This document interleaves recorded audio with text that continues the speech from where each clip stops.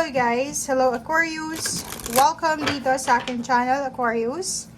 Alamin natin kung anong messages, vibration, gabay, energy para sa lahat ng Aquarius friends natin na nanonood. Ito ay general reading guys.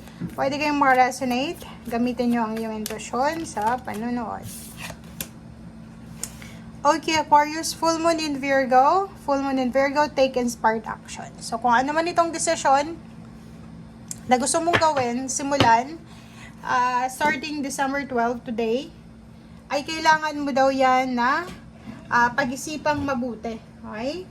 If ever na ano man ang maisip natin na gagawin, kailangan mo daw yan pag-isipan. Kailangan mong dapat inspired ka, hindi ka napipilitan or hindi ka nape-pressure, kaya mo gagawin yan. Okay?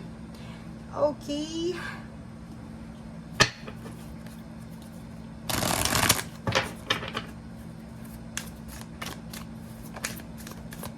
Destiny. Okay, may Destiny card ka dito. Okay, Triumph. Wow! So, same din dito para sa mga Aquarius and Gemini. Yung baraha, same din. Ooh, Authority. Isa-isahin natin to guys. Ang galing ng mga baraha nyo. Wow. Ito material and spiritual prosperity. Oh, sorry. Choose wisely. Okay. So, ang ganda. Dito, Aquarius, ang sinasabi ng baraha mo is kailangan nating mamili. Choose wisely.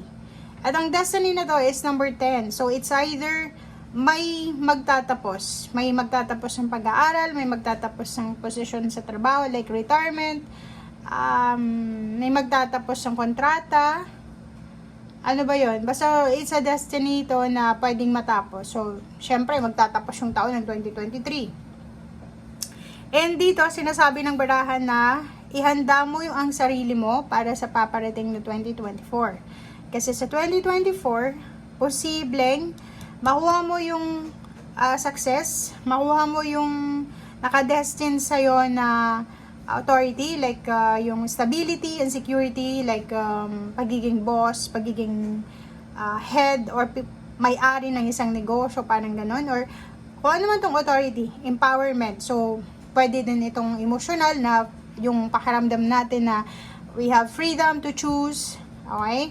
We have freedom to decide. So, parang ganun din. And 44 dito, heart chakra and authority. So, pwedeng in a relationship ka or not in a relationship. Pero, ang magbubukas sa'yo na pathway ngayon or portal is yung magkakaroon ng balance ang iyong relationship. So, unahin natin yung relationship mo sa sarili mo. Kasi 'di ba, yung relationship hindi lang naman yan sa intimate, hindi lang sa family. Sa sarili mo muna.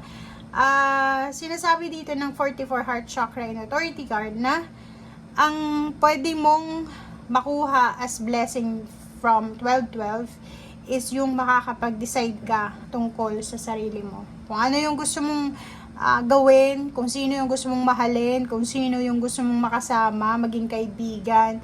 Etong heart chakra nito is yung love, yung emotion. So, may authority ka para sabihin na malungkot ka, naiinis ka, nagagalit ka, parang gano'n. So, magiging open ka starting this 12-12-23 tungkol sa yung emotion.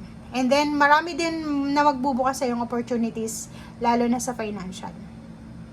Maraming magbubukas na like offers, may mag-offer sa'yo ng work, may mag-offer sa'yo ng negosyo, or pwedeng investment, parang gano'n. So, comment down below. And yun, number 6, may magbabago dito sa'yo. So, ang unang magbabago is syempre yung material. Kasi, yun, maraming darating sa'yo. Magiging empowered ka. Yung iba, tataas yung posisyon sa trabaho. Yung iba, pwedeng tumaas yung sweldo, ma-promote, diba? So, eto siya. Okay, thank you.